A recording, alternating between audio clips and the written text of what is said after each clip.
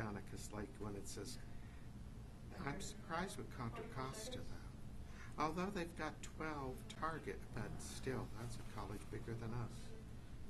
Conquer Mountain doesn't necessarily surprise me because of how small it is. Where's the lunch for the board? Microphones are hot right now, we're live. I don't know.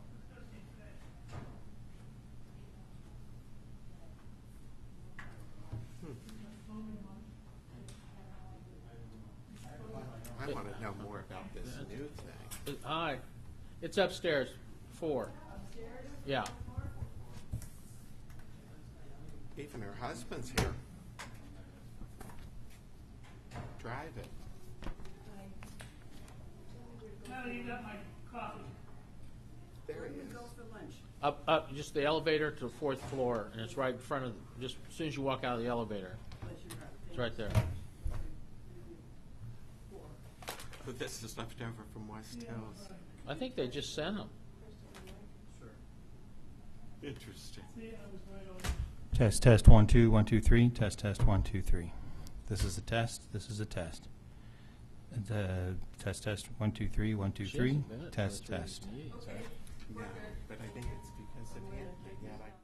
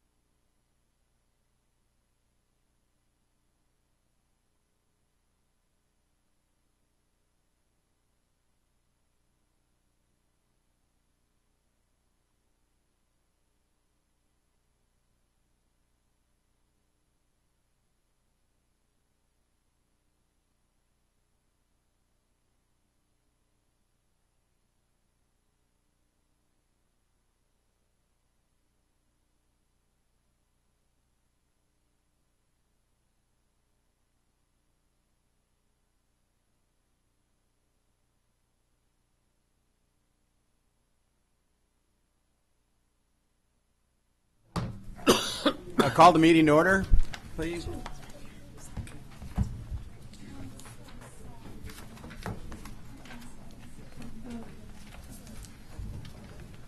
And Jerry, if we could have a roll call, please. Manuel Baca, Here. Jenna Barrera, Here. Jeffrey Bond, Present. Natalie Bird. Here. Joseph J. Valensky Jr., Here. Danny Hawkins, Good afternoon. Lance Izumi, Here. Deborah Maluban, Present. Henry Ramos, Gary Reed. Very good, thank you. Dr. Malumed, if you could please lead us in the pledge.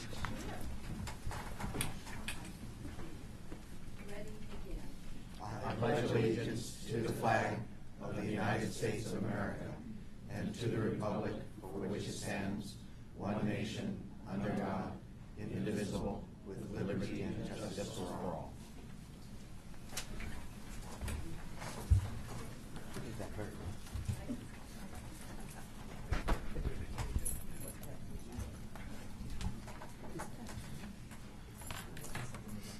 Okay, I did hand out to the board members a list of activities and functions I've attended since the last board meeting, so you can take a look at those. I'm going through some of this stuff now. I'm going to spend a lot of time, but I do want to communicate some of the activities that I've participated in over the last couple of months. Did spend some time with the foundation board on September 25th and 26th, which was held up here in Sacramento, and Keitha Mills will be doing a presentation, I believe, tomorrow. So I'll leave it to that, but I did want to thank her and Judy Rosenquist for handling arrangements for me. I also attended a meeting of the San Gabriel Valley trustees and CEOs, SANFAC, over at Citrus College, and quite a bit of discussion on student success among the trustees and CEOs present there, but also about adult education, which is another item that is pending on the agenda. Of course, we're very much working with K-12 on trying to address issues with regard to adult ed. And spent some time also, actually a panelist for the Institute for Equity, Effectiveness, and Excellence. This was hosted by the Center for Urban Studies at USC, focusing on Hispanic serving institutions. And the theme there was creating a community of practitioners. I did, along with a couple of other panelists, do the summation for the workshops and breakouts that day. I'll try and provide you maybe some notes on that sometime in the near future. And the governor had an interest in having the community colleges represented at a gathering of boards of higher education, which was hosted by McKinsey and Company, their global management consulting firm, focusing on online education and the use of technology. It was an interesting two-day meeting with members of boards from ranging from Yale, Stanford, the Coursera folks there were present. The president of Arizona State University spent some time going over his experience over the last number of years in transitioning into online education and the use of technology there and transforming the institution. It was a very interesting gathering. Of course, that is something that we're all very much interested in, this online education. Exactly where are we going to be in the near future, and some ideas were bandied around there. Again, I do have some notes, and I'm going to share those with the board soon as well. I was one of two community college representatives present there. Otherwise, they were all university folks. The other community college was represented was Maricopa from Arizona. One of the trustees represented that system.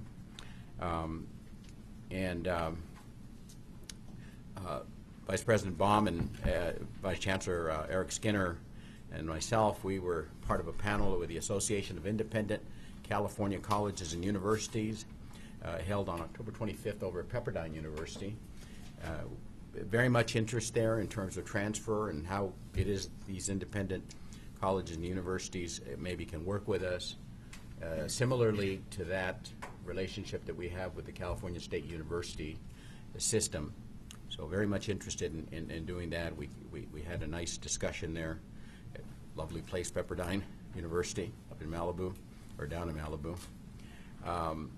I was also invited to a meeting of Southern California athlete counselors, again around the, what does this mean? What does student success mean for counseling athletes, and what is it that they should be aware of, and so forth. I wasn't able to attend that because that was the same day that we were at Pepperdine, but I do want to thank David Marsh of the Academic Senate for filling in for me, and he had a good meeting with the various counselors from the Southern California community colleges.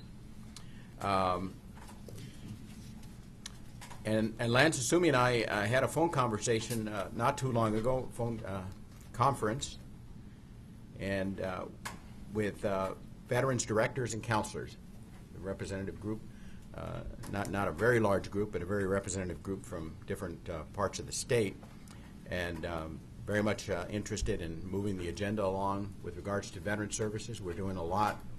They'd like to see more in terms of the connections with off-campus organizations, clarifying some of the requirements and the impact that will have on veterans' benefits and procedures and so forth. So they're interested in doing that. Of course, they're also interested in the agenda for the Vet Summit, which is going to be held the first week of December 5th and 6th. If you haven't already noted it on your calendar, that's going to be down in Newport. I just spoke with David Lawrence, who's been doing a really good job of bringing this all together along with the other members of the committee. Expectation is that there may be 300 or so participants, and we've got some really outstanding, I won't name them because some of them haven't been committed yet or haven't fully indicated that they'll be there, but we have some really outstanding keynoters and also individuals doing workshops. And the Chancellor and I have had an opportunity to talk about this, and we hope that maybe we can get this Veterans Services agendized at the upcoming meeting, maybe in January, maybe in March, and be able to address. And Lance, you weren't here, but thank you for the conference, participating in that conference with the Vets directors.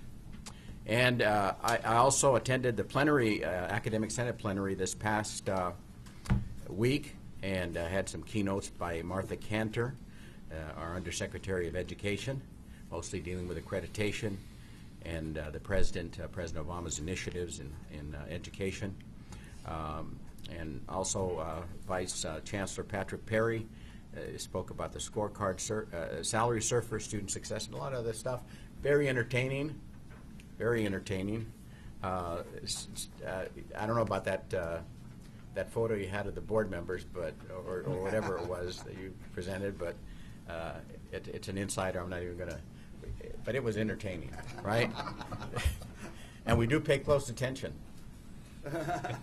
We do pay close attention. But it was all in fun. Very entertaining, but I think very well received.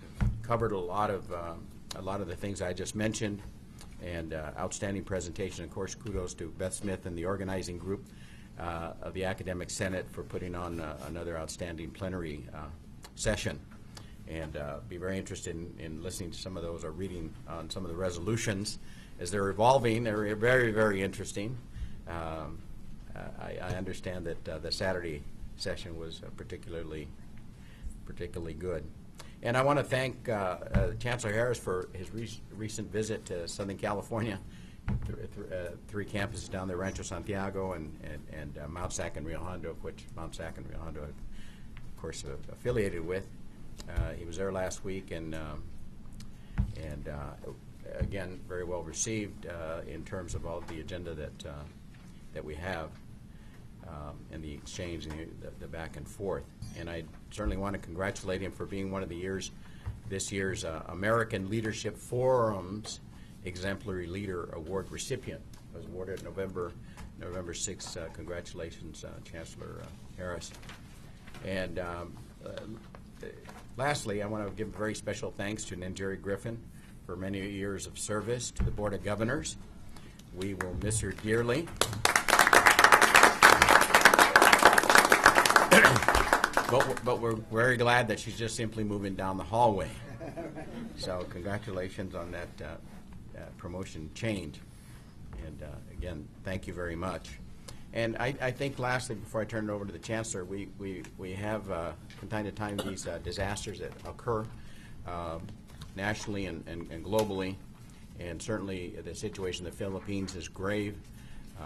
I know that all of us are interested in doing whatever we can to support them. Our thoughts and prayers go out to all the individuals who are most directly affected by it. Chancellor Harris? Thank you, President Baca, members of the board. I want to dovetail on President Baca's comments about veterans and acknowledge that although we're a day late, yesterday was a very important day in the fabric of our country to celebrate the work of our veterans. We have several veterans around this table, in addition to many in the room, and more importantly, or most importantly, literally thousands and thousands of veterans in our colleges up and down the state. So it seems appropriate that we give our veterans a round of applause and thanks for this. As President Baca said, I had the distinct pleasure of visiting 3 of our colleges last week, Santa Ana College, where we had a Chancellor Circle activity, Rio Hondo, where I got an opportunity to make a presentation and enjoy a dialogue I'll speak about in a moment, and then spend some time both touring and listening to some of the programmatic activity at Mount SAC. It was a great couple of days, and I owe a personal debt of gratitude to Dr. Baca for helping set it up, and then, as if that weren't enough, he acted as a part-time chauffeur for a couple of days, too. So thank you, Emmanuel, very much. My pleasure. As part of that visit, I did have the opportunity to interact with an organization called HOPE, which is Hispanic Organization for Political Equity. It is a Latina organization in Southern California that really has a prominent number of women leaders in the state, and they have been successful not only in having some of their members become members of the legislature, but more importantly to us, they have a large number of women leaders who have aspired to and taken positions on boards of trustees of community colleges up and down the state. So it was a great conversation. It was booked to last a couple hours and went even longer than that. I had an opportunity to make a brief presentation on the strategic plan and the Student Success Initiative, and then we had a wonderful dialogue about the critical challenges facing our students in terms of trying to both protect access and enhance student success. So I genuinely appreciate their hosting me and the conversation that we had.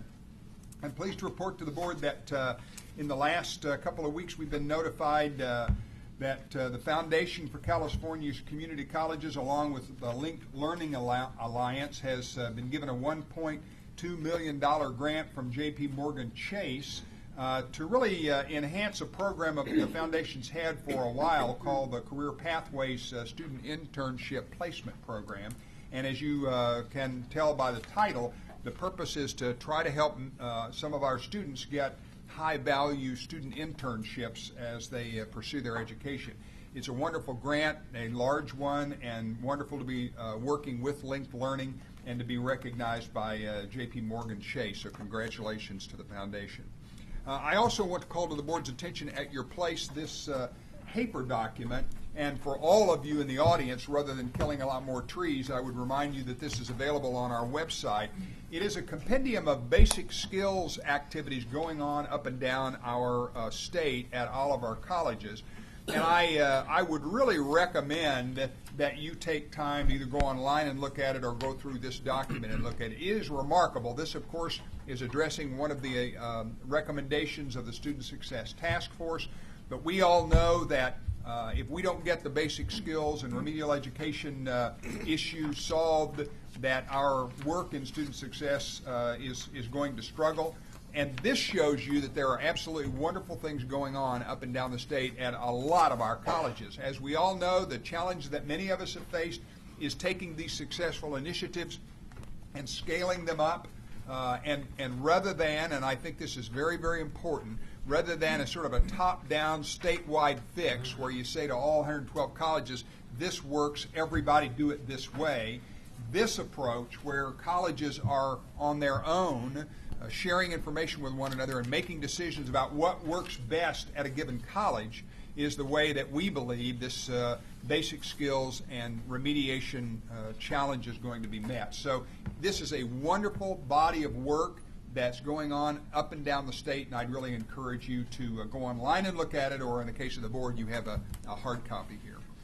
And finally, I would mention to you, Board of Governor members, at your place is a little packet of invitations that we've provided for you to pass out to your friends and colleagues. But I would say to all of you that at this year's League conference, which is coming up in just a couple of weeks over in the Bay Area, the Board of Governors will host its annual reception, and this year it's going to be on November the 21st at 7 p.m. It follows the opening of the academic marketplace at the conference, and I'd really encourage all of you to put that on your high-value social calendar. I think it'll be a nice activity. It's really a great opportunity for all of us to interact with our Board of Governor members who are able to attend the conference in sort of face-to-face, up-close and personal way. So this invitation will be sent to many of you electronically, but again, members of the board, you are certainly encouraged to pass these out to anybody you like. And with that, that concludes my report. Thank you, Chancellor. We will move on to the consent calendar. Thank you, President Baca, members of the board. I do need to ask you to pull two of these items. The first one is the approval of contracts and grants. We have one grant that did not get included, and I'm going to ask Fred to come to the podium.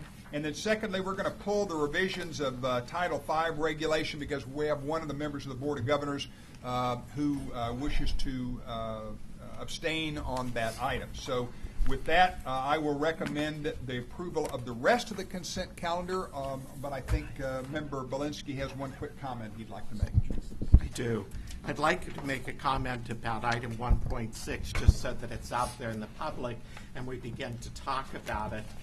If you've ever used the minimum qualifications handbook, we know that the new disciplines that we will vote on today and add to the handbook will be put into a matrix in the front of the handbook that's alphabetical. You just go into the matrix, look down alphabetically to find the discipline that you're trying to work with.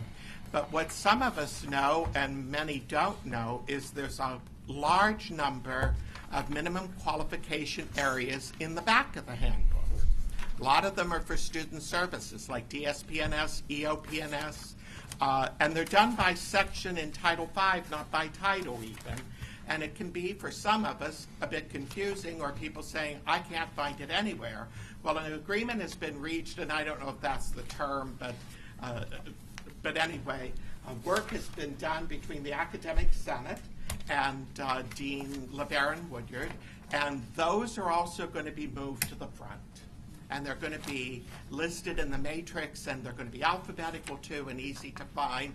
And I'm going to encourage people, particularly in DSPNS and EOPS, because they're going to be easy to get to look at them to ask if they're even up to date. Because sometimes, because they've been in the back, you haven't paid much attention to them.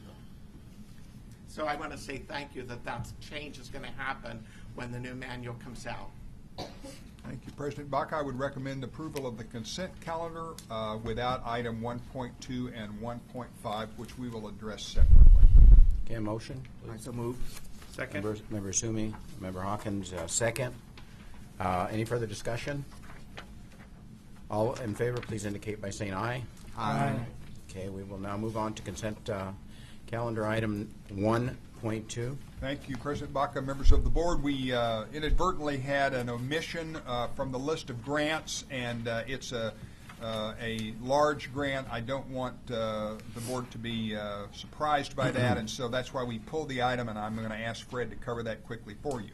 Yes, good afternoon, President Baca, members, and Chancellor. Before you is a grant for $1.2 million out of Prop 39 funds. This is the new Prop 39 relative to energy efficiency and job creation fund. This has been an act in progress, and this particular grant is for $1.2 million to go to Citrus College to act as a fiscal agent for the Chancellor's office to solicit and administer a professional services contract for a consultant to provide technical services to the Chancellor's Office and to community college districts in order to fulfill the state requirements of Prop 39 and SB 73. This is an ongoing effort. We have well over $350 million worth of projects that districts have proposed, and we need this technical services contractor in place in order to provide the services required. Thank you. This one was inadvertently left off the agenda, so with that addition, I would recommend your approval of item 1.2. Okay, and that is grant number R13-0030 as an addition to the consent calendar item. I'll entertain a motion for that. So move. Member Asumi, Member Reed is second. Any further discussion? I'd like to comment on a couple of the grants. The first one, I'd like to just comment on the Career Cafe grant, that I'm glad to see that's here again. It's very much well used in student services, and because it's online, easy to use, even if you're not at the college. And I just want to just say thank you that that's continuing to be ongoing. In the grant for Technology Research and the Information Systems Division to bring together a greater California virtual campus, as that moves forward, I just want to put out there that I hope that Foothill De Anza and the people involved in this will try to get as much faculty and even IT involved so that there is broad input statewide as that moves forward to put that together. I would also say that with the one about the common assessment system, that I hope that there's, again, broad conversation as that one's put together about using one common assessment throughout the state, so that there's also some kind of conversation about multiple measures. There's some kind of conversation about whether the cut scores will be set locally, whether high school transcripts are going to be involved, and whether work that I think Vice Chancellor Perry is doing with gathering some of that for a data warehouse, how that will kind of interact with this project, because I think that would be important to know. And I also will say that when we do the educational planning system, which is another one of the grants that would provide career exploration, program planning, and degree audit tools, that there is a broad conversation across the state, because there are 112 colleges. We don't all do things exactly the same, so the input will be essential. And I even was wondering, because it comes up so many times about student educational planning, whether there's any conversation with ASSIST, because we are moving to ASSIST 2.0, and whether there could be some kind of even link, because that's always comes up for counselors, of how to pull in the ASSIST information when you're building a student educational plan.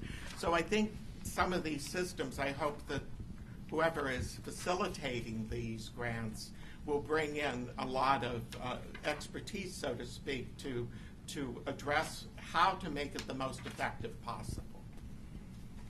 Thank you, Member Volansky. Any further discussion? Thank you, Mr. Chairman. I had mentioned in past discussions on our grants a desire to see if there's any possibility for us to, even in a cluster evaluation context, to get a sense of how these grants are impacting and value adding to our system. I know it's a lot to ask, because there's a lot of grants, there's a lot of differential actions that we're taking, but I just wonder if perhaps with the Chancellor's advice and counsel, we can figure out some kind of a way that on a regular basis we're getting some feedback loop on how these grants are impacting on the ground. I don't have any methodological proposals about how to do that. I understand the constraints we're under in terms of capacity to deploy staff for that, but if we could have some creative thinking going forward in the next couple of meetings about that, I would certainly welcome it.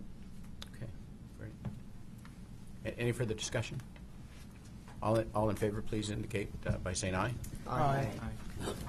Okay, we will now move on to consent calendar item 1.5, revision of Title V regulations to authorize appointment of a special trustee.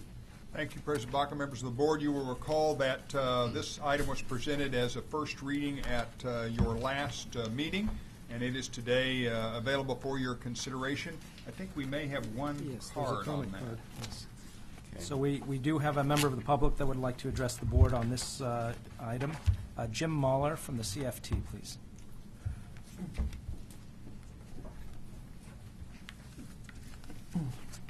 Thank you. Jim Mahler, I'm representing the Community College Council of the California Federation of Teachers. Thank you. I'm here to speak against this item. If you'll note in your minutes from the last meeting, CFT went on the record also opposed to this item. And our opposition is twofold. One, we don't think it's legal for the Board of Governors to take such action. These board members in the City College of San Francisco were democratically elected as per the California Elections Code, and we don't feel that the Board of Governors has the authority to remove an elected Board of Trustees from office. So we think that this action was unlawful, and we're looking at legal actions perhaps, and other entities are as well, to challenge that action from the Board of Governors. Secondly, the add-on to the item about the fiscal crisis. In this case, at City College of San Francisco, a lot of the fiscal crisis has been brought on because of the removal of the trustees and because there's been no plan in place to try to attract back the students that have been lost due to the threat in accreditation. So a lot of the fiscal crisis has been caused due to the actions of placing this special trustee in place and not taking any type of affirmative actions to correct that problem. So for that reason, we see that as a problematic addendum to the regulation as well. So I would like to urge the board to not adopt this item and to go back to the originally elected trustees, replace them in office, and let's continue the good work that's been going on in City College of San Francisco. Thank you. We have another member of the public that would like to address the board, Anita Greer. Is Anita Greer? Oh, there she is.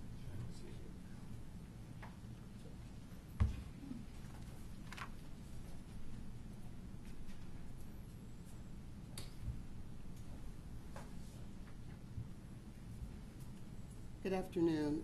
I appreciate the opportunity to speak on this issue. I do oppose the proposal before you. I'm a proud graduate of City College of San Francisco.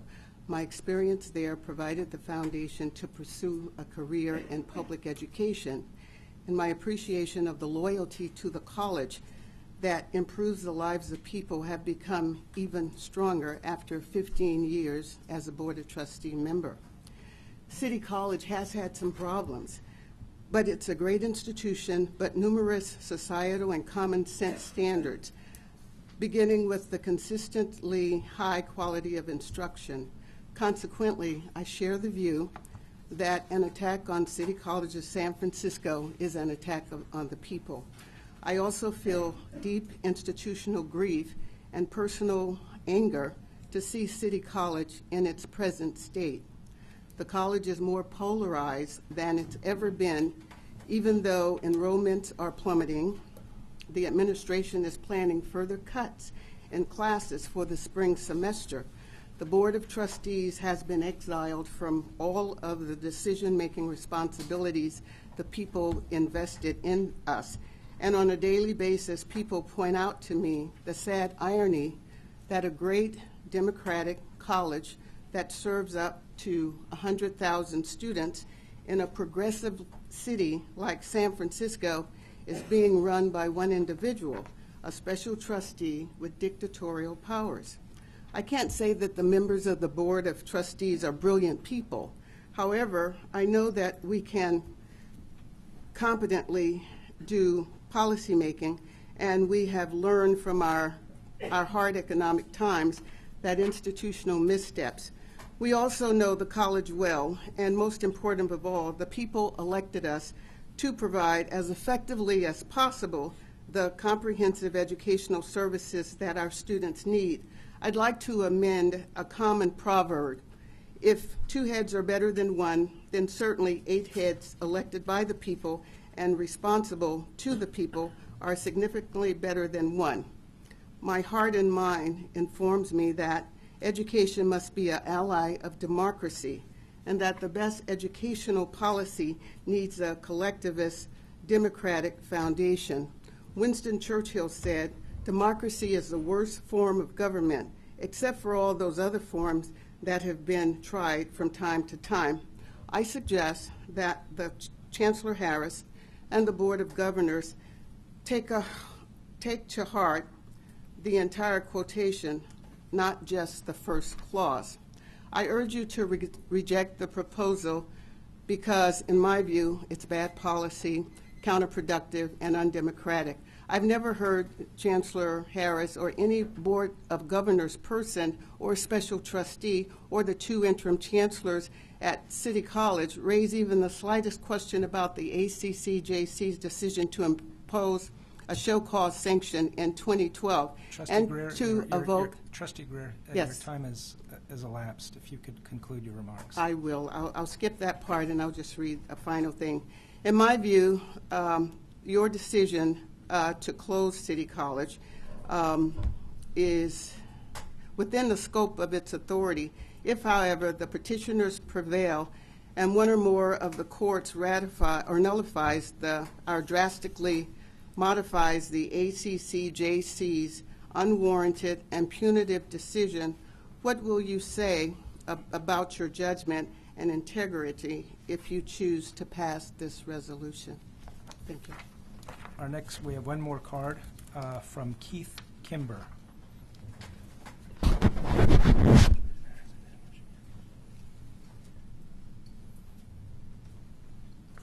Hi, thank you, ladies and gentlemen of the board. I'm a student at City College of San Francisco, and I thank you guys for the attention you've given to save our school. But I'm against this because I'm actually afraid it could potentially undermine the accreditation process.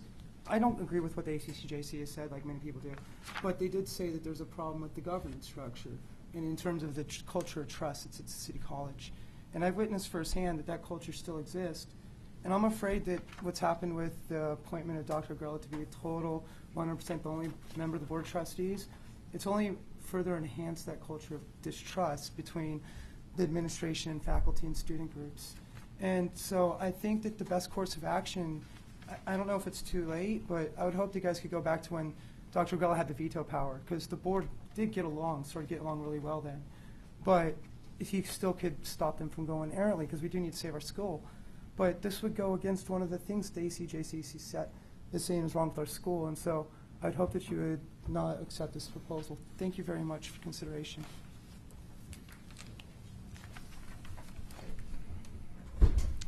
Thank you. Now I entertain a motion on consent calendar item number 1.5, revision of Title V regulations to authorize appointment of a special trustee. I'll move it. Okay, Member Malumed? And I'll second it. And second by Member Sumi. Discussion? Vice President Bond? I'll just speak to the motion.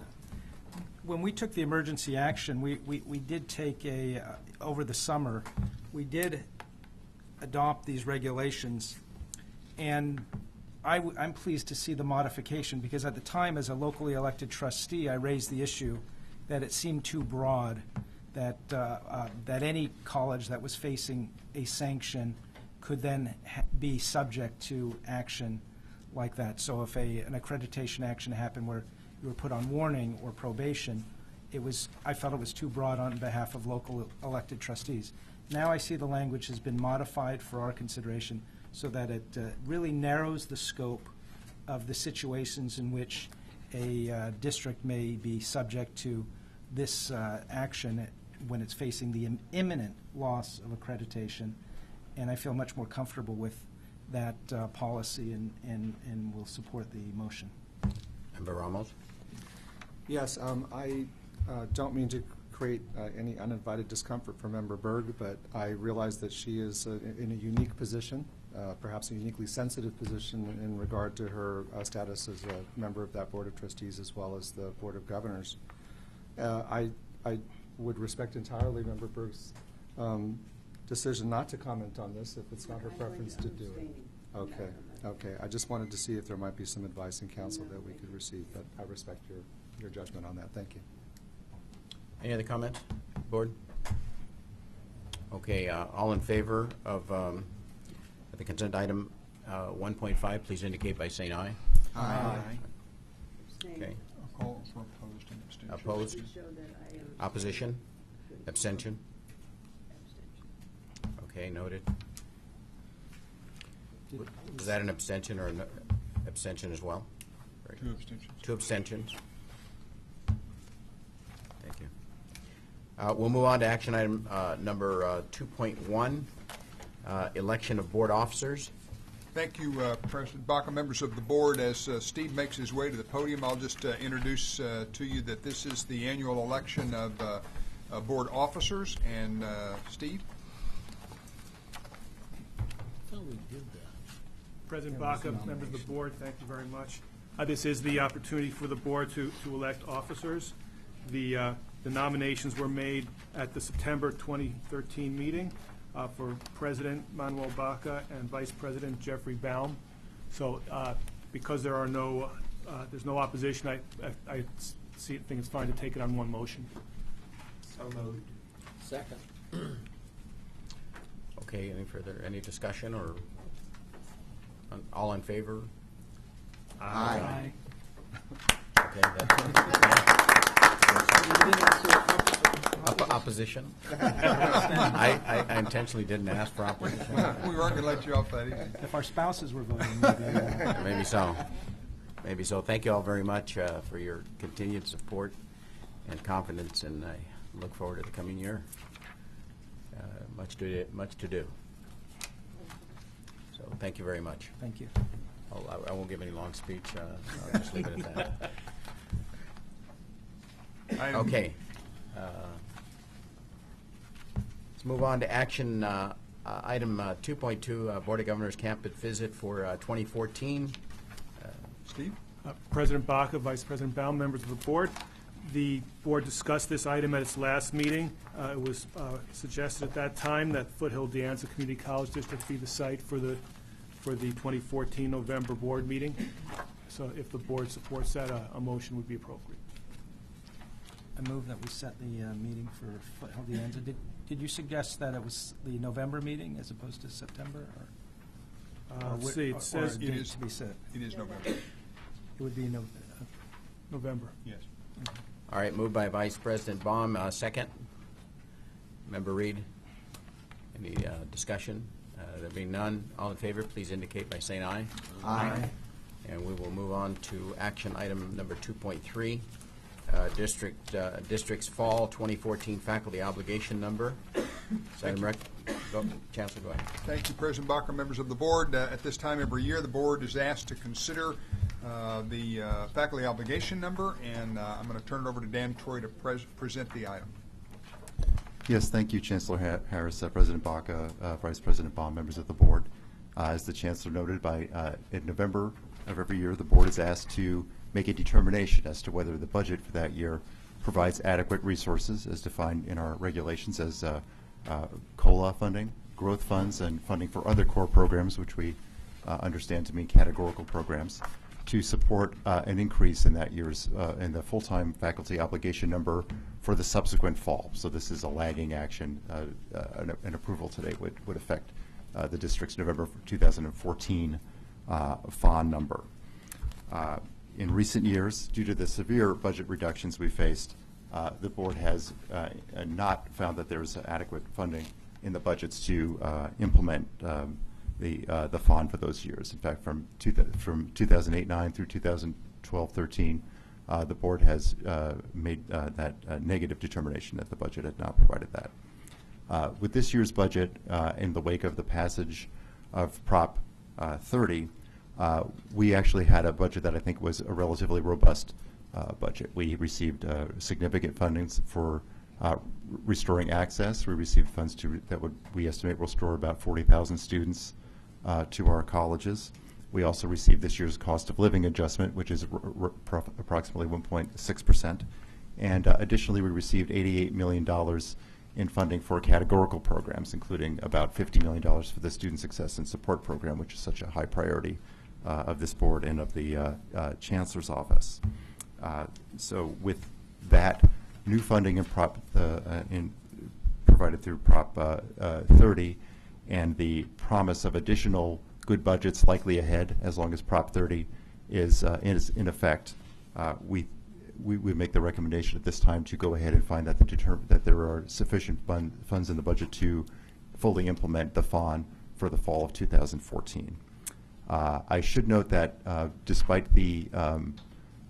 what is very clearly good news in the budget of 13-14, there are some caveats to that, as I note in the analysis. We do live under, I think, rather heightened threats of deficits in our apportionment at this point. As I briefed you on in earlier meetings, just a few years ago, 2/3 of our general apportionment was appropriated in the Budget Act. We had solid general fund appropriations behind that apportionment. And at this point, that is down to about 1/3. So our exposure to deficits is spread across about 2/3 of our apportionment at this point. So that is a significant risk to our budgets. And indeed, we later this month or early next month, we should find out how much of that of an existing deficit may be resolved related to RDAs. So that is up in the air at this point in time, and that is a threat that we will be living under over the next several years. I think it should also be noted that Prop 30 is temporary. So to the extent that districts take on full-time funding obligations, they need to be prepared to perhaps adjust their budgets in the other direction if Prop 30 is allowed to expire. Having said all that, we believe the weight of the evidence points to finding a determination that adequate resources are available in the 13-14 budget. Again, there are significant funds to increase access, and under Prop 30, we expect that those funds will continue to grow over the next few years. This recommendation was discussed in Consultation Council in October. I would characterize the discussion as robust. There was one group, the Chief Business Officials Group, recommended a partial implementation due to the deficit issues that I discussed recently. Most of the discussion, however, did not focus specifically on the recommendation before you today, but focused on the regulation itself, with some groups believing that the regulation does not go far enough to push districts in the direction of getting to the goals of AB 1725, which states, not as a requirement again, but as a goal, that 75% of instruction should be taught by full-time faculty. On the other side of the debate, there was discussion about the inequity of the system, whereby you can have districts of similar size with very different FON obligation numbers. So I think it's fair to say that not everyone is happy with the regulation itself, but in terms of the item before you today, I think our recommendation is that there are adequate resources to implement the FON for the fall of 2014. Vice Chancellor. I'll entertain a motion to approve action. Second. 2.3. Member Hawkins' motion second was by Member Belansky? Or the other way around? Yeah. Okay. Motion by Member Belansky, second by Member Hawkins. Discussion. Member Belansky. I just wanted to ask, because I don't know that I'm knowledgeable enough to understand, and therefore would like to, that comment about the lack of equity among districts, and if that's true and how that came about. Well, the regulation used your historical starting point. So if you had, let's say, 40% of your instruction was in full-time faculty, your neighboring district with a similar amount of FTS may have been at 60%. And when implemented, what the FON does is require you to increase your percentage of full-time faculty obligation by that percentage increase in credit FTS for that year. So those two districts in my example wouldn't get any closer to each other. They would essentially just keep pace. So decades later, there's some thought that maybe that's not the most equitable approach. Yeah, got it. Thank you. Vice President Bond. I just had some questions about if we adopt this, are there any districts that are not in compliance right now? Because we don't. As I'm trying to read this chart, to me it doesn't appear as though anybody is not in compliance. Well, in years in which there is I'll call it a freeze in place, where we don't implement the FON, there still is a compliance element. Either you have to adhere to your number for that year, or you have to maintain at a minimum the same percentage of full-time faculty instruction as you had in the prior year. So even in years where the board finds there's not adequate resources to implement an increase, there still is a compliance element. So districts who are found out of compliance in those years can have a penalty but the penalty is deferred until that time in which the board finds that there are adequate resources. So over the years we have accumulated some districts with penalties. I think there are about 8 instances in these intervening years that districts have fallen out of compliance. We think that's a total penalty in the I'll say in the neighborhood of about $3 million that would come due at this point. So we would be no longer waiving those penalties over. That's right. The penalties are deferred. They can't be waived, but yeah, they've been deferred for years. So I'm looking at this chart. We'll just go with the top college. So Allen Hancock College had 129.4 faculty as of fall 2013. That's their calculated faculty number, right? 129.4? Yeah, that's right. That assumes they have an average growth rate. Compliant, they would be required to have had 125.4. That's right.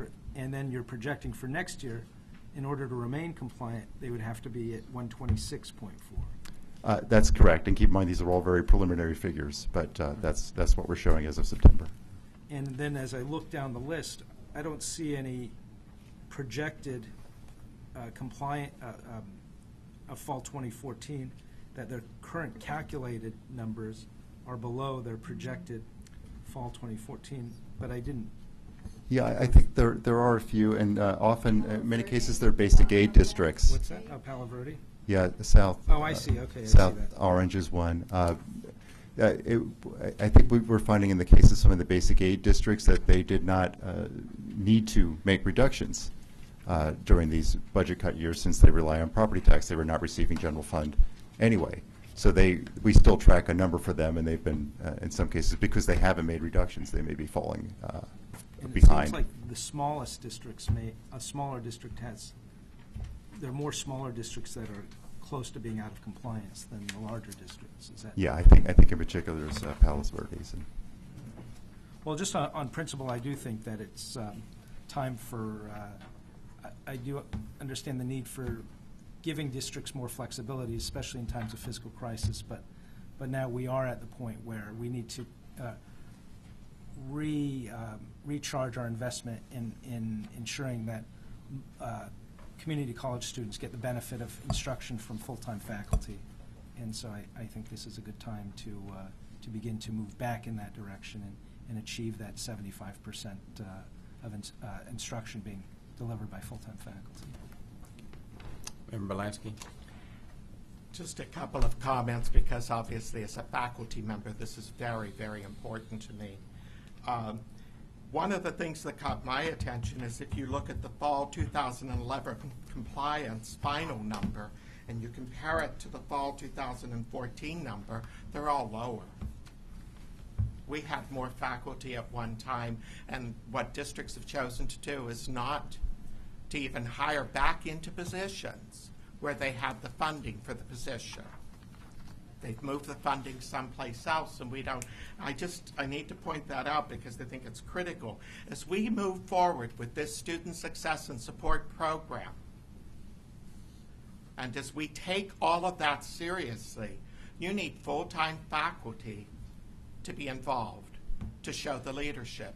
It's very difficult to use part-time faculty to take leadership because, like in my own area, in the Bay Area, part-time faculty are travelers. There are enough colleges that they can drive to get a full-time job by working at a variety of different colleges.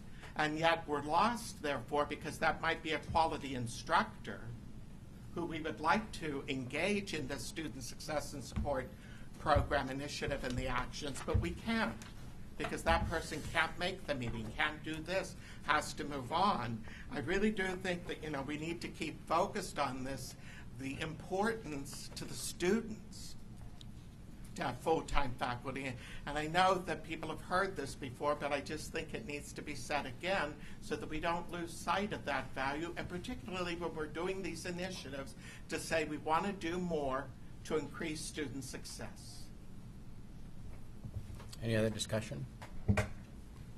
Certainly, I might just make a quick comment that, and join Member Belansky and Vice President Baum in emphasizing the importance of this type of recommendation, which certainly goes in the direction of helping ensure or moving towards even greater level of instructional quality. And so with that, I will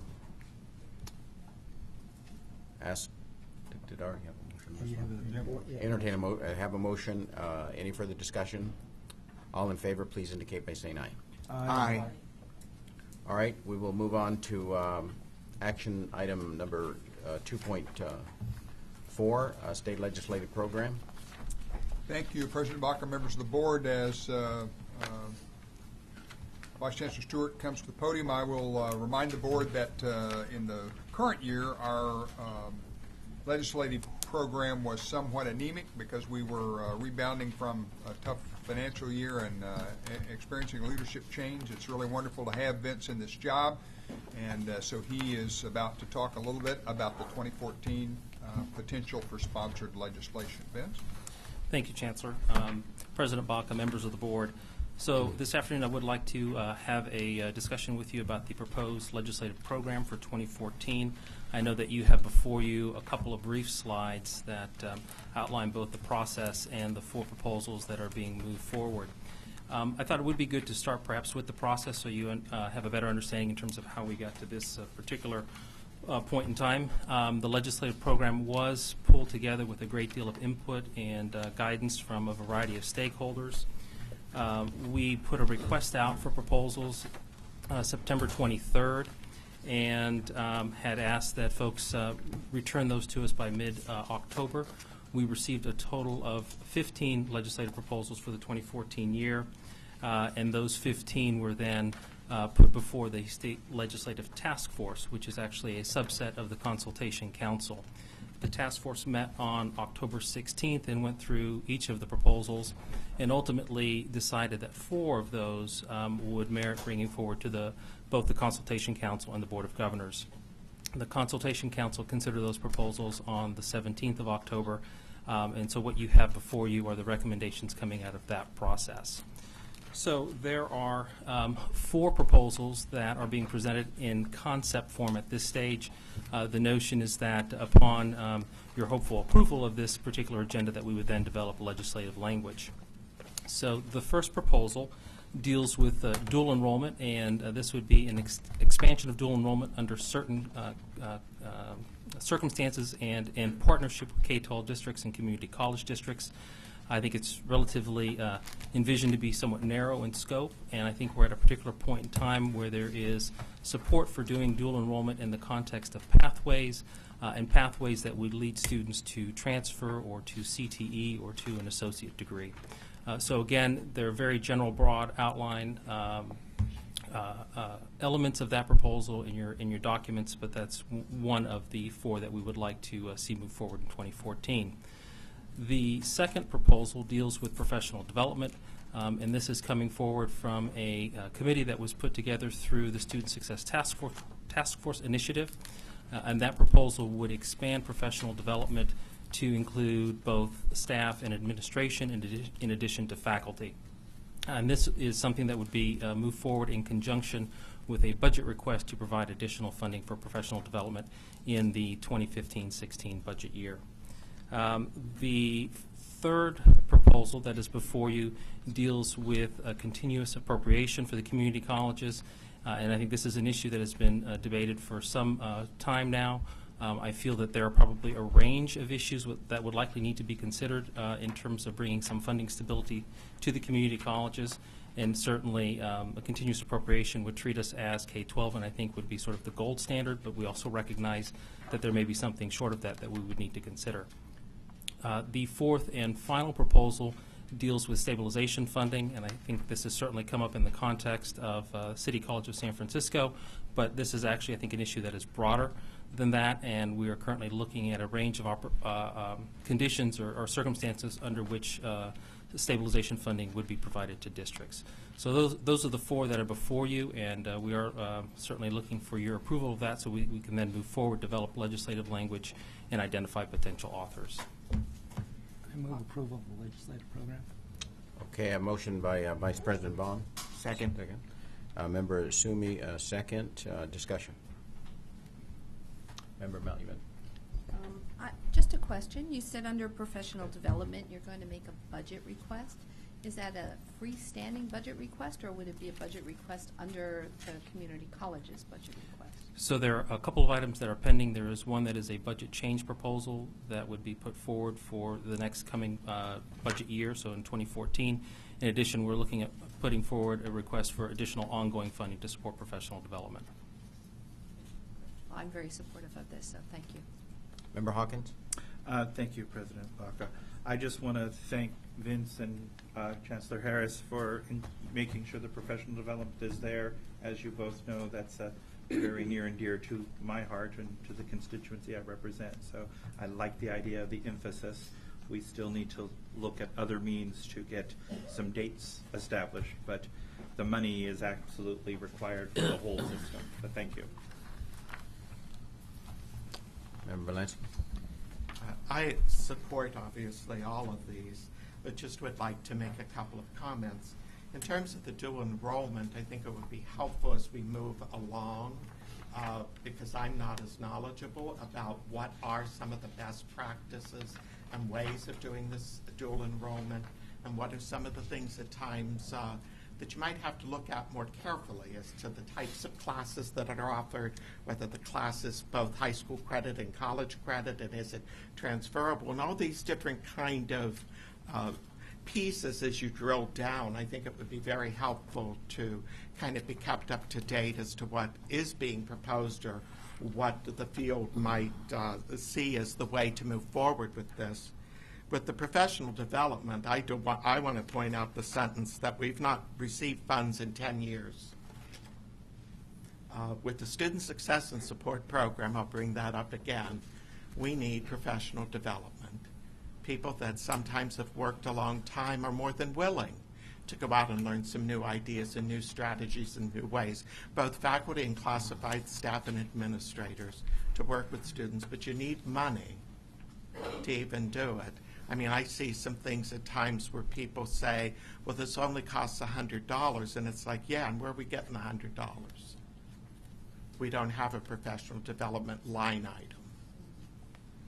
So I support all of this. Vice President Baum? I just wanted to pass along some, if helpful, information in that I had the opportunity to fly up with Assemblymember Holden, Chris Holden, this morning, and he specifically mentioned dual enrollment, that there's a proposal that they're developing over there, and I wasn't sure if it was in alignment with what we've been working on as a system, but he's supportive and is eager to work with us. To that, it is generally in an alignment, as I understand it, and I know that Chancellor Harris met with Assemblymember Holden, and I have met with his staff, that they're looking at reintroducing legislation from a couple years back that would expand dual enrollment. So we'll definitely take a look at that and have indicated to him and his staff that we would want to work with him. You know, I would add that I think we're seeing a growing body of evidence in terms of research studies that have looked at dual enrollment for both high-achieving students and for students who are at risk, and have found that it can be an effective strategy. I think we have to be certainly cognizant of the fact that there's a history here in terms of dealing with dual enrollment, so I think anything that would move forward would need to have some measure of accountability and be fairly limited in terms of its scope until I think you develop a track record and are able to determine that this is effective.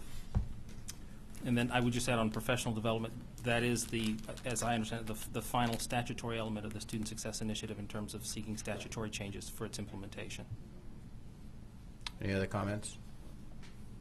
I think these are all critical. The professional development part, particularly I'll comment on, and that is that, you know, as we have been having these tremendous innovations and ideas over the past few years, and certainly with the Student Success Task Force lining out some key areas of concern and interest, we need to be able to provide the field a means by which to acquire that knowledge, and not simply assume that the knowledge is out there and it should be gained, because I think there's a tremendous interest to innovate, to look at new approaches to the work that we do, but without the support needed to actually get folks the information and guidance and support, it just makes the job much more difficult. So I think this one, among the others, is critically important, but as well as the other ones. Member Asumi? Thank you very much, President Baca. I want to second your comments.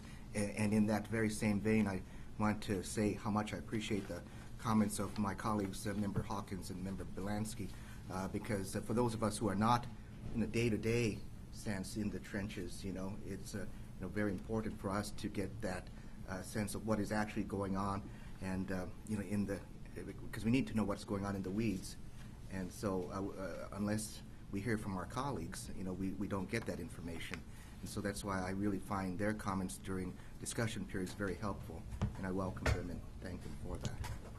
Thank you. Any other comments? Vice Chancellor Stewart, thank you very much. All in favor, please indicate by saying aye. Aye. We'll move on to action item 2.5, 2014-15 expenditure plan. Thank you, President Baca, members of the board. I'm going to ask Vaughn to come to the podium and talk with you about the 14-15 expenditure plan for the braided funding approach on the various funding streams in workforce and economic development. Vaughn? Thank you, Chancellor Harris. President Baca and members of the board. Joining with me is Deborah Jones, Dean of Career Education Practices, to jointly do this presentation. To give context to item 2.5, I would like to talk about the California Economic Summit that occurred last week.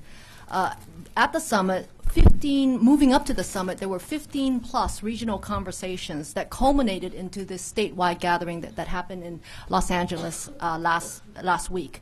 Member Malumed was able to join us for the first day, and on the second day, Senator Steinberg was a member of the plenary panel, and where he commented that like investments in infrastructure where there is long-term planning, he actually said that education is ripe for regional work, especially with regards to workforce.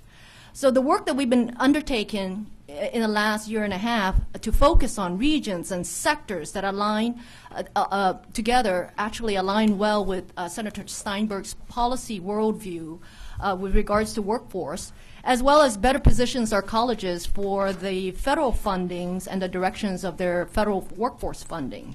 Not to mention how regions are mobilizing to solve their own problems with regards to their own economies. So at the Economic Summit, we were not playing catch-up, but actually seen as a leader among the educational systems when it came to jobs and the economy. John Husing, who is a very vocal leader in the Inland Empire, actually emailed me this morning and asked us to speak at the upcoming Southern California Association of Governments gathering in December, where the mayors, city, county members, legislators, labor community, and business leaders are coming together to discuss the topic of Southern California's, quote, the topic is Southern California's faltering economy, and to explain what we are doing about it, how we're part of the equation and part of the solution. And as you know, I passionately believe that our community colleges are part of the solution to jobs and the economy, and part of the solutions of how our students, our veterans, our adult students, our youth fare in the context of jobs and the economy. So today, it is time of the year again to bring up the expenditure plans for your approval. And as you know, all the grants that exceed $100,000 will be coming back to you for review.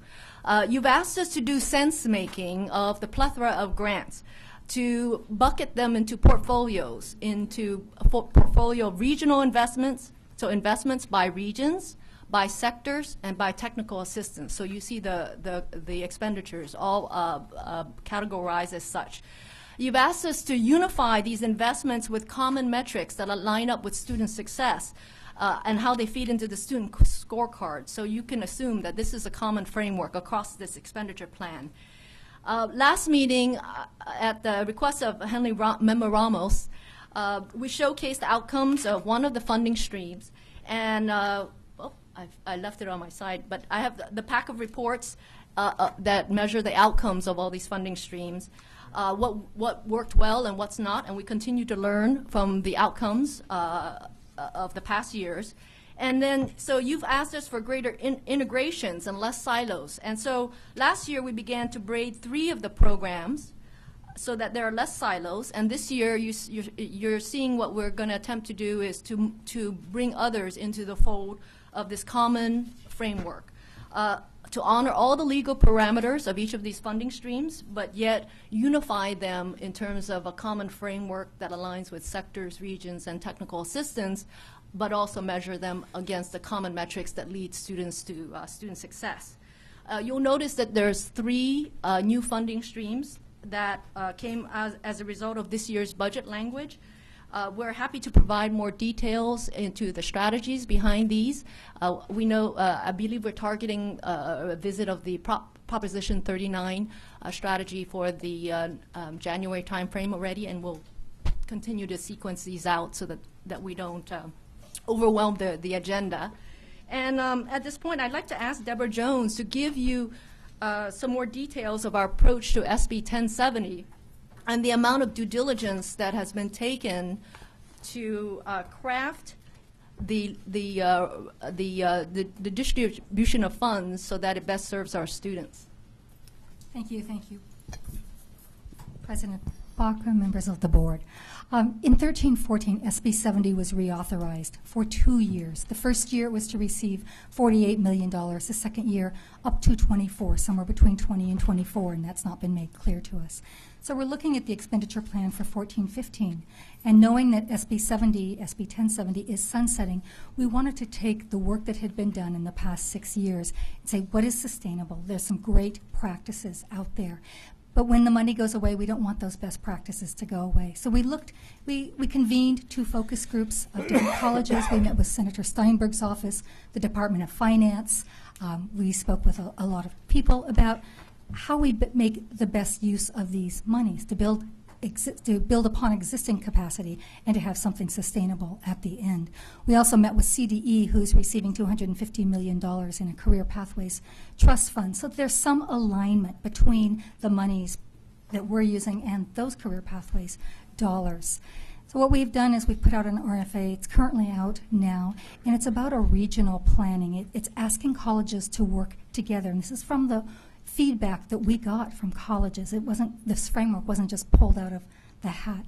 So we're asking colleges to work together to take those best practices that they've established and to create policies around those so that when the money does go away, there are articulation agreements, there is dual enrollment, credit by exam, create new pathways, and put in sustainable practices. So that's our SB 1070. So we just wanted to give you a feel for some of the background work that was done, as you've challenged us to simplify but make more sense of the funds that are coming to serve the system and our students. So, yeah. We recommend the board's approval. Okay, I'll entertain a motion. I so move. Member Second. Sumi, second. Member Hawkins, discussion. Member Hawkins? Member Almond? Yes. How are the regions around the state being developed? It looks that most things are been focused in the south. I was curious if the central and northern portion of the state is there, or what's that status, or is that a false perception? Can I? Oh. Sure. So putting the adult education work aside, because there's a definition of that is being developed right now. We've been very careful to consider the equity amongst the regions. So they're, depending on their size of their demographics, the number of students they serve, we've been, instead of having regions compete against each other, we've actually been setting up pools of funds that colleges in region can access. So much more equitable process now. Okay. Member Ramos, I'm sorry. Yeah, just a quick comment. I really want to thank you and commend you for this continuing good work. I have had the opportunity with Vice Chancellor Ton Quinlivan to participate with the ACT Foundation, which is a newly formed national charitable organization of the ACT testing entity in Austin, Texas. And we had an opportunity to convene with over 100 national leaders in the workforce field.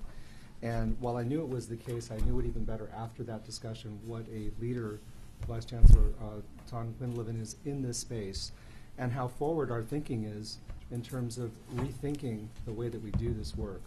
It is hard to make change, and I know that not everyone is terribly happy with some of the changes that are forthcoming, but change is essential, and the way that I think that you've pursued this work has been very thoughtful. It has been evidence-based, inspired by consultation throughout all of the stakeholder constituencies with which we need to be effectively engaged.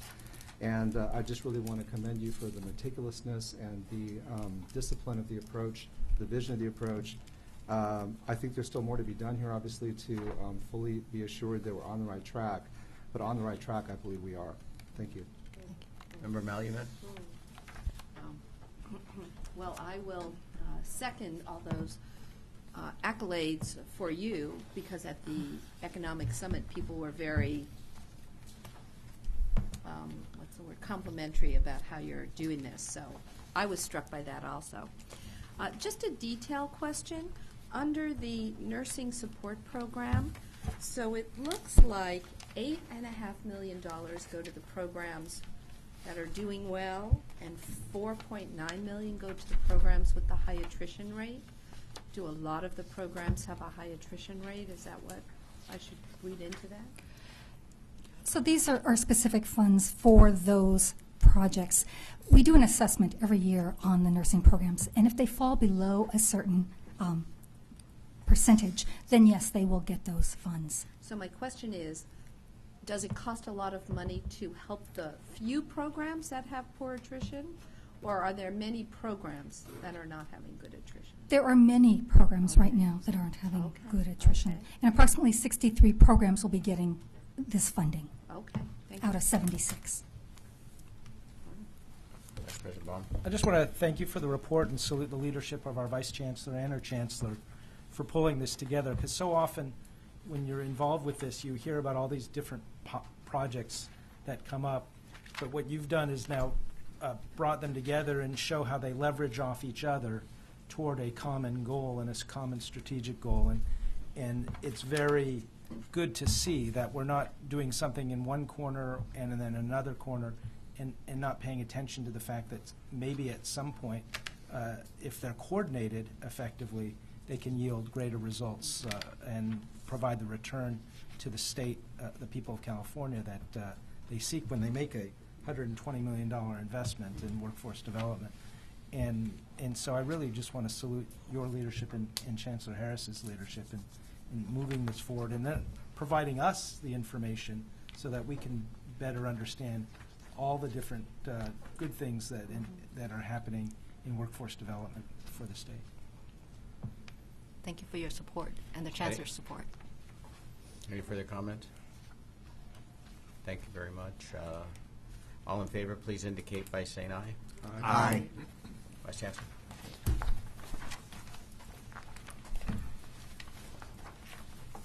Okay, we will move on to first reading financial assistance awards.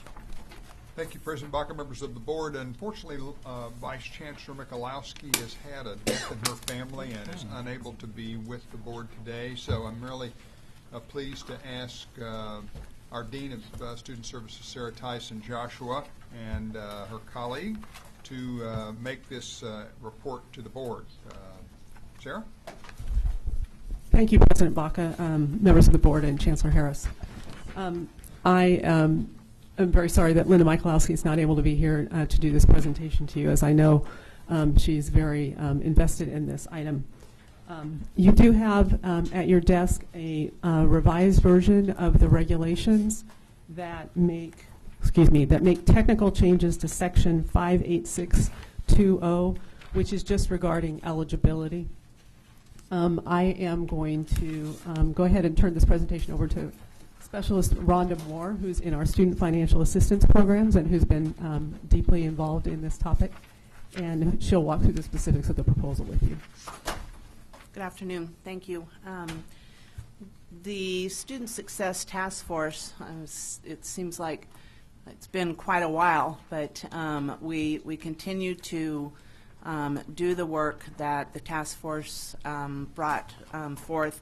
And this item regarding conditions being placed on the BOG fee waiver is one of those items. The Student Success Task Force actually recommended that the BOG fee waiver have two types of conditions, academic and progress standards, and a 110 unit cap. There was legislation required to implement this recommendation of the Student Success Task Force. That was included in SB 1456 that was passed last year. The larger component of 1456, of course, is the Student Success and Support Program, and those regulations are going separately. Also included in 1456 was the legislation that allowed us to implement conditions on continued receipt of the BOG fee waiver. The legislation, the statute, specifically precludes us from setting a unit cap, so that portion of the Student Success Task Force recommendation was set aside, but the statute does give the Board of Governors authority to set academic progress standards for continued receipt of the fee waiver. We formed a work group that consisted of various members of the campus and college communities. We had students, we had the Academic Senate, CSSOs, financial aid administrators, EOPS, a good cross-section of people that helped us develop the regulations. We met a total of, I think, 6 times over the course of a year, and brought the initial regulations, the first draft of the regulations, to consultation in June. We met again with consultation in August.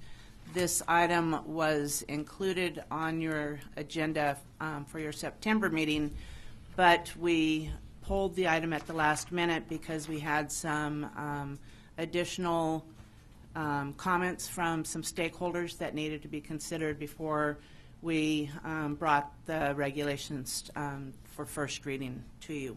Just want to go over briefly the meat of the regulations. The regulations do rely on existing academic and progress standards that are already in Title V. And basically, that's a 2.0 GPA and completion of 50% of a student's coursework. If a student fails to meet those conditions for 2 or more primary terms, the student is at risk for loss of the BOG fee waiver. The regulations establish that the loss of the fee waiver will be at the student's first registration opportunity after that happens. And there's some confusing timing issues that we've talked about ad nauseum with the work group, but we tried to connect the loss of the BOG fee waiver and the enrollment priority registration regulations that you've already passed together, so that those are tied hand in hand.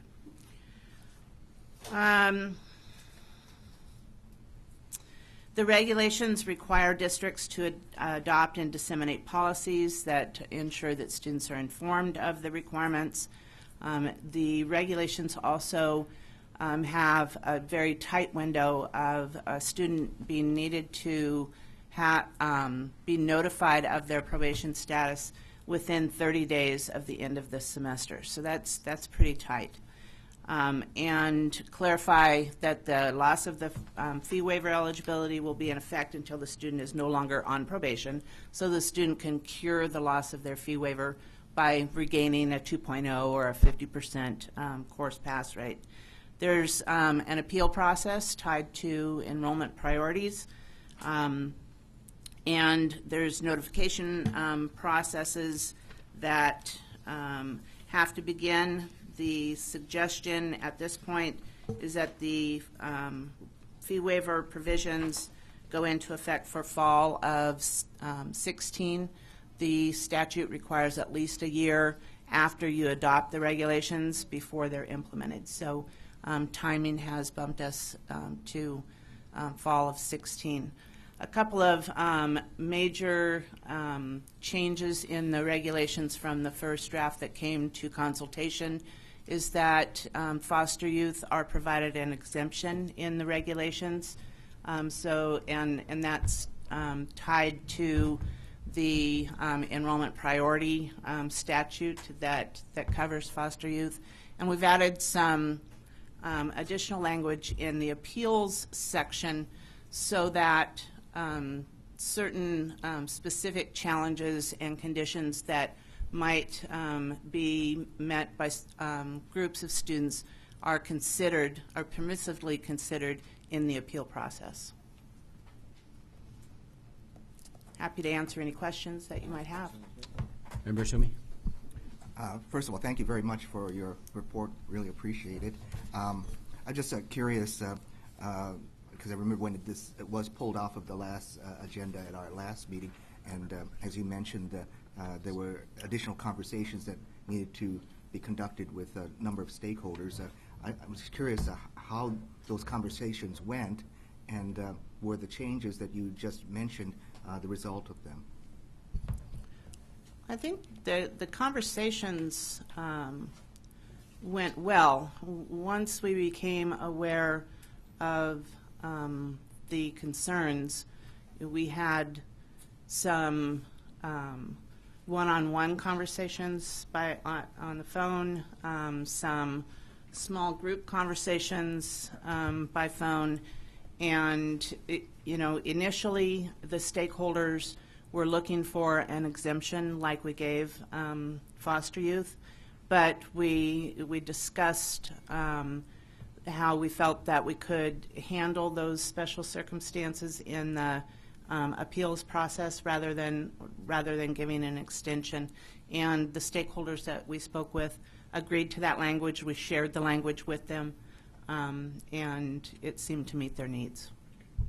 Thank you. Okay, Member Belansky. I have a question so that I understand if I'm reading this or interpreting or whatever the words are correctly. In section E of 58621, it talks about extenuating circumstances. And I'm assuming that means all students, that these extenuating circumstances apply to all students? Correct. So, and just so I understand, because it seems to me like it's going to become a local decision, that if the student was unable to obtain essential student support services, that could become an extenuating circumstance. Correct. So if they didn't get tutoring or they didn't get a whole variety of other things that they were told you need to succeed. Correct. Okay. And I think the intention surrounding that also is that the student had to take the steps he needs to take to get those services also. So it goes hand in hand. The college has to refer and provide the services, but the student also has to do his part to obtain the services. Just so I understand, because it kind of makes it that there's a local decision that the student can appeal to say, you told me I needed these services, I went to try to get them, and they're never at the time I need them. I have a job, I have to keep my job. I could hear all of the different scenarios that will emerge. Okay. Yep. Member Hawkins? Thank you. The notification period is 30 days. How likely is that to stay at this point? I know this is a first reading, but that seems awfully tight to indeterminate, notify, and whatnot. I'm just curious. The 30 days has not been part of anybody's objections. Okay. The 30 days was agreed to in our work group. It wasn't something that we tightened up after the work group. So it's been in there the whole time. I think it's tight. Oh. It's a tight time frame, but the work group really felt like the student needed as much notification as possible. Yeah, I think to piggyback on that, we actually had some more open language that was more vague, and then felt like we needed to put a timeline in it, and we tested 45 days, and then when we talked through what that actually would mean to a student, they might not have sufficient notice to access the services. Right. Thank you very much. Vice President Baum. I have a few questions, but we do have a number of members of the public who would like to address the board on this, so would you mind if we went forward with that? And just a reminder to the members of the public to speak before the board that you're limited to 3 minutes apiece. The first individual, and they could use this spot on the far right of the table, Ashley Seduda. And please correct if I mispronounced your name. Thank you. President Baca and members of the board, my name is Ashley Setude, very close. And I'm from Townsend Public Affairs. Today I'm here representing the Orange County Community Colleges Legislative Task Force, which is comprised of all 4 of the community college districts in Orange County.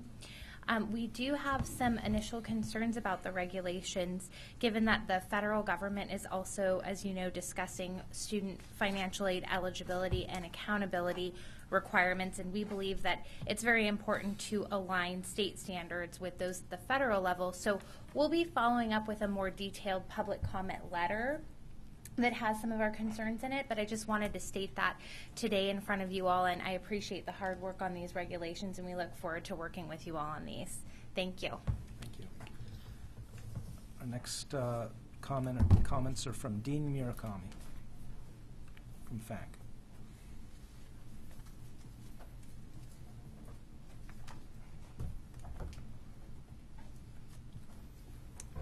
Thank you, President Baca, Chancellor Harris, and the rest of the board.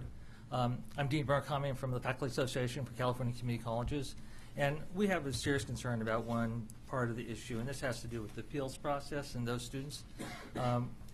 Although as it's written, there is in terms of loss of eligibility, there is the waiver for the foster youth. And that's where we think that some of our most vulnerable students belong. EOPNS, DSPNS, CalWorks students. We think that they should be exempt from the loss of eligibility for the BOG waiver, because when you put together an appeals process, it's not going to be equally applied across all colleges. So it's going to be a sort of like a capricious decision. Also, these are our most vulnerable students. These students don't know how to work the system very well. A lot of them probably will not even know that there is an appeal process. How many of them will actually go through an appeals process? This is a gigantic problem. We think that this really hurts the chance of any success for many of these students who have serious economic and personal issues that present significant barriers or hoops for them to get through. So we think that by removing their BOG waiver, it would have a serious impact upon many of those students who will have absolutely no chance for success once that happens. Thank you. Next is Kim Tran.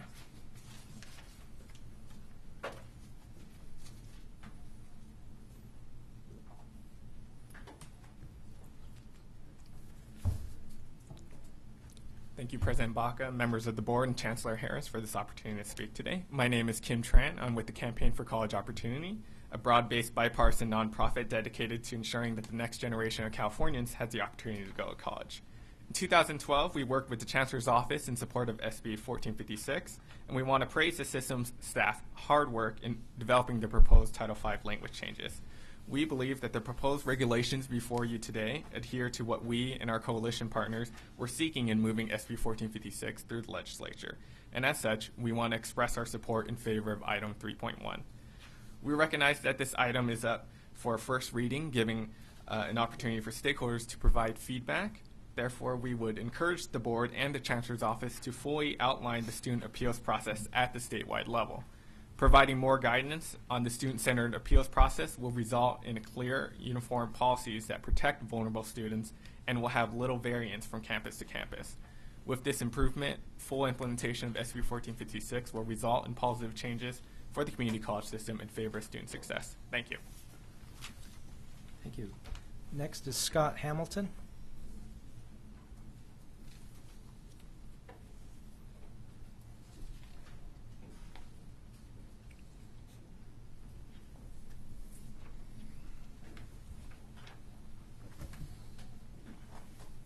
Hello, I am Scott Hamilton. I'm here representing the California Association for Post-Secondary Education and Disability, which is essentially DSPS, or Disability Services staff in all 3 higher education systems.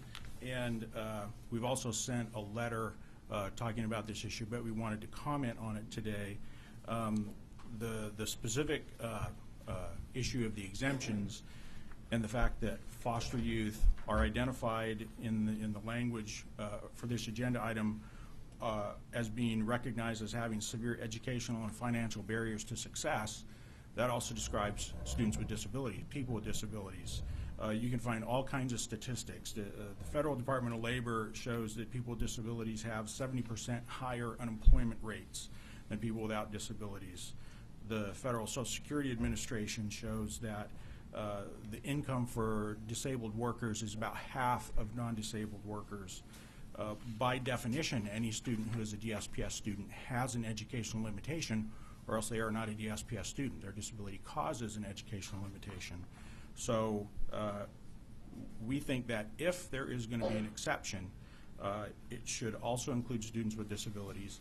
And another factor, a fairly recent factor, is that in this last legislative session, AB 595 was passed and signed by the governor, which adds DSPS and EOPS students to the top priority when it comes to priority enrollment. And that was also another factor that was stated in this particular decision, that foster youth and veterans had been the only ones that had that top priority, but now DSPS and EOPS students also have that. So that is CAPED's issue related to this item. Thank you. Thank you. The last card I have is from Jeanette Zanipatin. And please correct the pronunciation of it. Good afternoon, Jeanette Zanipatin, Legislative Staff Attorney with the Mexican American Legal Defense and Educational Fund. Also here to thank you for your leadership for implementing the Student Success Task Force. MALDF also worked really hard on SB 1456 with our equity partners to ensure that our students had a chance to do better and to succeed in the community college system. One of the things that we clearly advocated for was for the appeals process for the BOG fee waiver. We are really concerned about this population of students who are definitely your most vulnerable. Some students who are newly eligible for financial aid, not only because of the California DREAM Act, but also because of the President's program for deferred action for childhood arrivals, which allows DREAM students to now become have some type of legal status in our country. And so we're really concerned that the appeals process as currently proposed would be district-based. We really feel that the appeals process should be uniform. It's really important for us that you preserve the due process rights of these students, especially considering that many of them are first-time college students, first members in their family attending community college, and as mentioned previously, very vulnerable populations. We really feel that a system-wide appeals process would better serve the needs of these students so that there is no disparity from district or campus to campus. And we would really urge you to consider adopting a system-wide appeals process that fully protects the due process rights of these students. Thank you. Very good. Thank you all. Duly noted. Any further discussion by the I just wanted some clarification too. During your presentation, you said a student must maintain a 2.0 GPA plus completion of 50% of their coursework. So what does that mean, that the completion of the 50%? So if I'm if I'm a student and all of this starts after the student earns, I think, at least 12 units. Mm-hmm. So I'm maybe in my third semester, and I've attempted 24 units prior to that, but I've only gotten passing grades on 11 of the units. I have not successfully completed 50% of my coursework. So the federal government's standard also includes a PACE or an academic progress standard, and ours here at the state is a little bit more lenient than the federal allowed, but it's been in place for a number of years. Did So that? It's something across their So entire term? Okay, so it is cumulative, and the way that it's written now, and our expectation is it would be district-wide, but since we don't have a statewide tracking system, this would be locally completed units. So a student at a particular college or within a particular district needs to complete at least 50% of their coursework cumulatively and maintain a 2.0 cumulative GPA. And those are courses through which they've actually, if they withdrew before the withdraw date, they wouldn't be penalized. Right? They wouldn't be penalized for a course that they dropped before the withdrawal date. The other So it's courses that would show on the transcript. Do they need to maintain a minimum number of classes in any term to maintain their eligibility for BOG waivers? No. No. Okay. So I could be taking 2 classes in a term and still qualify. Correct. Last, you said that the cap for excessive units was set aside at 110. But didn't we also adopt some regulations that do create some caps? So the enrollment priority regulations have a 100-unit cap, Right. and it has the same 2.0 and 50%. And that's only for enrollment priority. It doesn't impact the amount of apportionment a district gets, or because on the course repeatability, there's also a limit that if a student doesn't pass a course in a number of periods, the district wouldn't get reimbursed for continuing enrollments. Is that correct? Yes. And Chancellor that's Harris? been enacted. I would just suggest the 100-unit limit puts the student at the end of the enrollment Right, block. that's It the doesn't say they can't enroll. Right, so that's the only issue, that's the only way we're trying to control excessive accumulation of units right now, too. Okay. Those are my questions. All right, one more. Oh, yes. I did receive one additional comment card from Alvin Jha.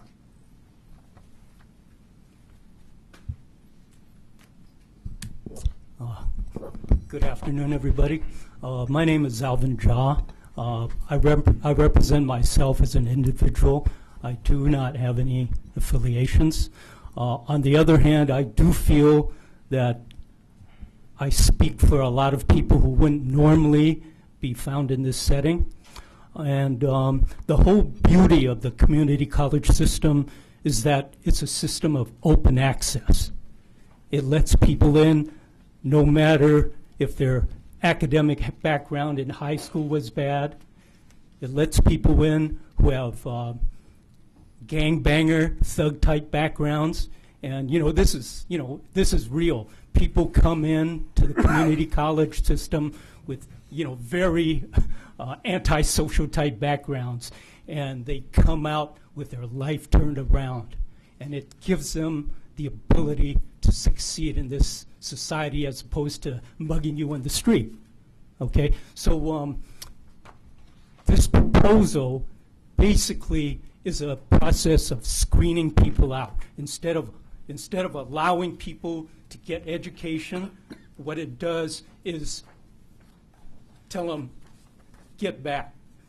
People who don't have a academic kind of background, hey, it's easy for them to get under a C grade 2 semesters in a row. Even people who are hard workers, they might have bad English language background. It's going to affect those people too. So basically, I think you need to rethink this whole idea about forcing people to show I think the concept is good, kicking people in the ass to, to be able to, put their mind and effort into school. But the effect of it is going to have, I think, major unintended consequences. Thank you.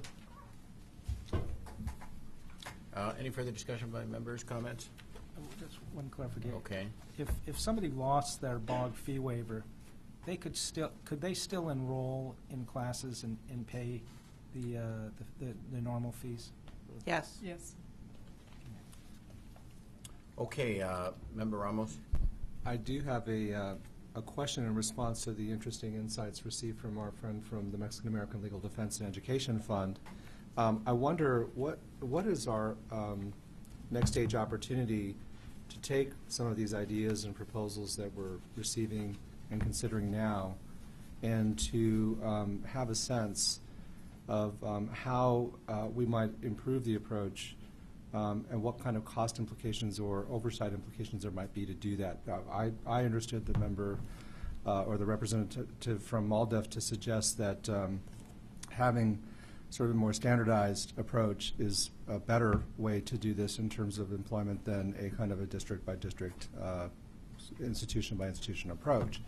And on its face, that seems like a sensible suggestion to me, but I don't know what the implications would be for us to be able to respond to that kind of a recommended amendment in approach. So, Chancellor, do you have a thought on that? Yeah, I think we certainly can look at the appeals process. The fine line we walk in, the Board of Governors walks in any policy implications are the sort of embedded tension in our system of local control versus a statewide approach. And as we know, these institutions are vastly different with, in many cases, vastly different student populations. And so I think we certainly can take a look at the appeals process and the assurance that it works for colleges. I'm not prepared today to say I think we ought to implement a one-size-fits-all. But I heard a couple of folks, Campaign for College Opportunity and MALDEF, both express concerns about that, and we certainly can take a look at it. Thank you, Chancellor. Vice President Bonk. I just had,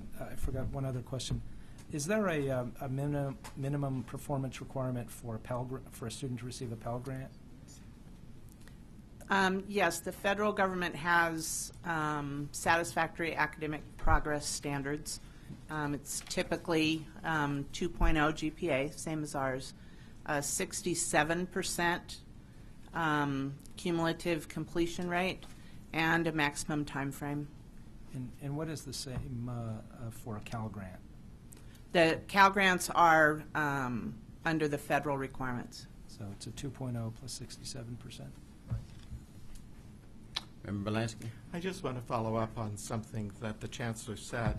I do think that as we do this, we do have to factor in that our colleges are different, and particularly different in terms of what they can offer students. We have a number of smaller colleges that, because of the kind of money that they have, they can't offer the kinds of services students need, and yet a much larger college, because it's been fortunate to get grants or it's been fortunate to have a very robust foundation or whatever, have a lot more to offer students. And so I'm not convinced that we can do a one-size-fits-all and not allow that kind of individual look at a student to see that, you know, when we consider this student, we do really need to let this student continue because of what we, in effect, denied this student. Well, I couldn't agree more. I mean, I think that there's a tremendous diversity, not only of institutions, but there's a tremendous diversity of the challenges faced by students. And we, at this point, believe that the local leadership are better equipped to make those decisions than a statewide approach. Vice Chancellor. Yeah, I just wanted to add one point on the appeals issue. That this was discussed quite a bit over the months, both in terms of the enrollment priorities and this appeals process. And there was a recognition that there already are appeals processes at the colleges. And the idea was that this appeals process would be wrapped into existing processes, because having multiple and varying appeals processes makes things more confusing and more expensive. So the part of the intention here was for colleges to be encouraged to blend their appeals process to simplify life for students. I forgot one other thing, too. In addition, on the Pell Grant and the Cal Grant, are there exemptions for performance for certain classes of students, whether it's foster youth or disabled students? There are no exemptions. All of the appeals are on a case-by-case basis for the federal aid and Cal Grant. One thing I read in the press was also, which didn't make sense to me, is that they said a student from a family of 4 that is making $90,000 in income qualifies for a bog fee waiver. Is that accurate? Is that the threshold? I don't know if that was entirely accurate. A student under the federal calculation for expected family contribution, if the student was living away from home and had a cost of attendance of, and our cost of attendance for living away from home is about $18,000. Through the federal calculation, if that student came up with an expected family contribution of $16,000 and the difference is enough, it's $1,104 difference, they could be eligible. I think $90,000 is a little bit too high. I did some modeling a couple of years ago with a family of 4. I think it was more like $75,000. It still seems kind of high, but that's the exception, not the norm. Thank you. Very good. Any other comments? We'll now take a 10-minute break and then reconvene. I have a question. When we used to develop our legislative agenda,